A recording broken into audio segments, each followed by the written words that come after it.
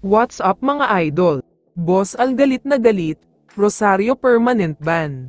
Pero bago mo sana ipagpatuloy ang panonood mo, ay huwag mong kalimutan na mag-subscribe bilang suporta sa aking YouTube channel. Maraming salamat idol. Talakayin lang sandali natin ang balita tungkol sa possible finals MVP. Unahin na natin ang sa TNT. Kapag nag-champion sila ay si Reynam Batak na ang tatanghalin bilang MVP ngayong finals. First ever award niya ito kapag nagkataon. Para sa Hinebra naman ay itong si Scottie Thompson, masyadong mataas ang statistical points niya, kaya kahit maganda ang performance ni na Jamie Malonzo, Stephen Holt at iba pa, siya pa rin talaga ang mananalo. Pero syempre, kung sinong team ang magiging champion ay siya ang makakakuha ng Finals MVP award. Puwera na lang kung magkakaroon ng pagbabago sa awarding criteria at ibibigay sa matatalong team ang MVP award.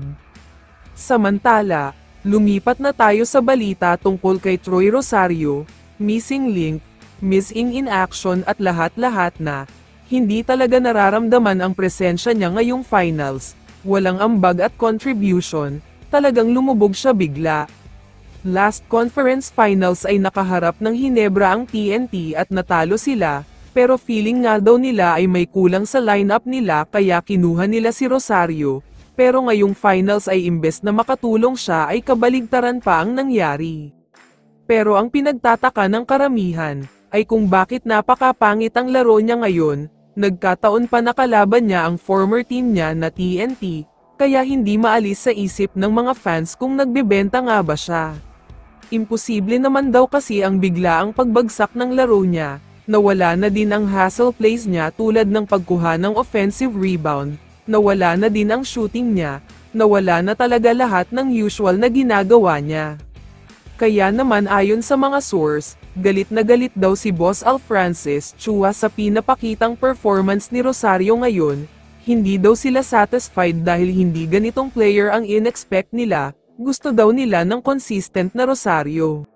Ayon naman sa mga kumakalat na post sa mga social media, last chance na daw ito ni Troy Rosario, dahil kapag pangit pa din ang performance niya sa Game 7, pagkakamalan na daw talaga siyang nagbebenta ng laro.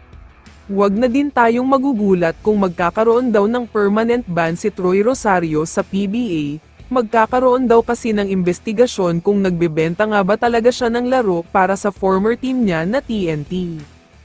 Kaya naman kung ikaw ang tatanungin idol, ano ang masasabi mo kay Troy Rosario? I-comment mo naman ang sagot mo sa tanong na ito. So dito na nagtatapos ang video na ito. Maraming salamat sa pagsuporta at panonood mga idol. Ingat at bye-bye.